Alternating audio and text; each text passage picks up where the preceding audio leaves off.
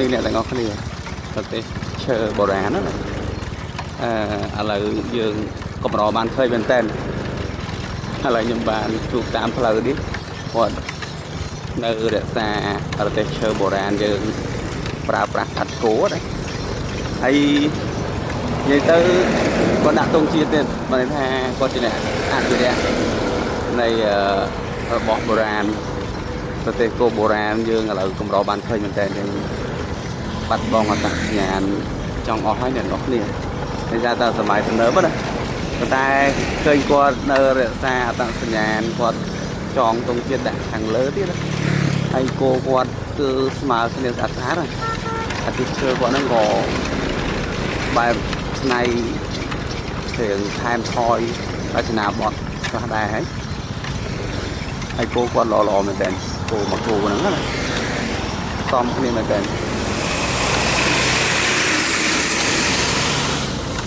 ហើយនៅតំបន់នេះគឺអាការគេបណ្ដាំងអាជីពគោដែរអញ្ចឹងណា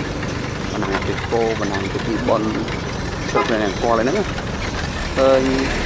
ខ្ញុំមានអាជីពគោច្រើនអភិរក្សបានច្រើនដែរហើយសបោគោដែរនៅទីតាំងហ្នឹង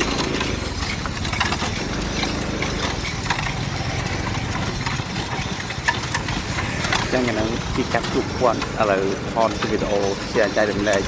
អំពីការអភិរក្សនៅរបស់របរប្រើប្រាស់បុរាណដែល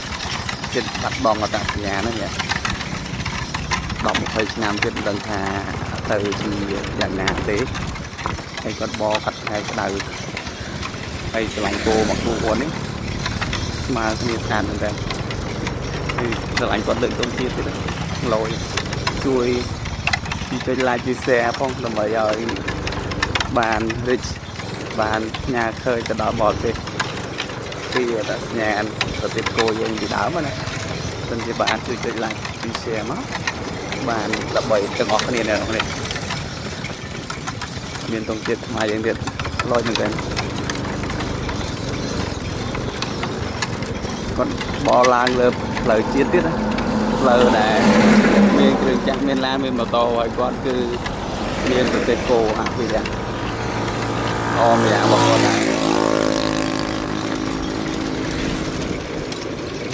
ងើយមុខម្ដង